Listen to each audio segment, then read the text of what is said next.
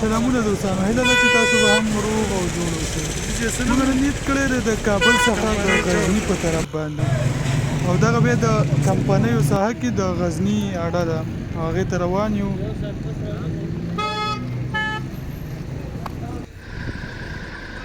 دا غټ بسونه چې دي دا به هلمند او قندهار نیمروز دغه ولایتونو ته ځي، دا به ډېر ښه سفر هم کوي، ډېر ارامه.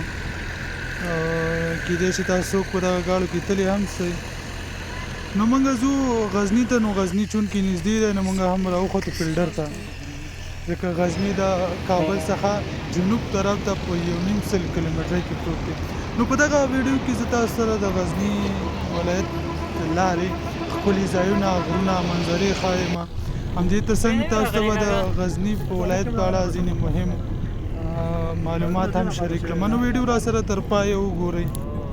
غزني ولایت د افغانستان له تاریخي ولایتونو څخه دی چې د سلطان محمود غزنوي له امله په نړۍ کې ډېر زیات شهرت موندلی دی.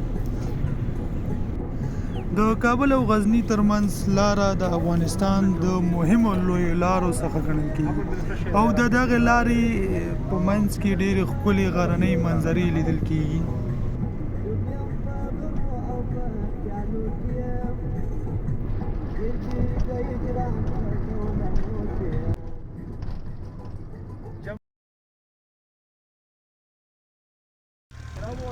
غزني ولایت د افغانستان د مرکزي ولایت څخه هم شمیرل کېږي چې د سلطان محمود غزنوي په وخت کې د افغانستان پلازمینه هم وه.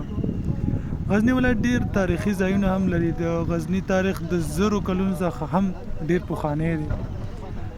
بالاحصار هم په غزني کې موقعیت لري چې دا د افغانستان د مشهورو ځایونو څخه شمیرل کېږي، او ډېر زیات خلک لیدو ته راځي. د غزني په لاره ډېر ښکلې منظرې شته، ډېر ښکلې جوماتونه اوس هم جوړ شوي دي، نوي جوماتونه جوړ شوي دي چې دغه لارې ته یې ځانګړې ښکلا ورکړې ده چې خلک پکې دمم کوي، ځکه دا ډېره لویه لار ده. 2-3 ساعته مزل دی. په دې لاره ګاډي هم ډېر تیز رفتار کوي ځکه هوارې لارې دي، دوه طرفه سړکونه پکې جوړ شوي دي، او په ځینو ساحو کې لا پاتې دي چې کار پرې روان دی. د غزني خلک زیاتره بیا په کرنه او مالدارۍ بوخت دي. هلته خلک زیاتره خلک چې دي کرنه کوي.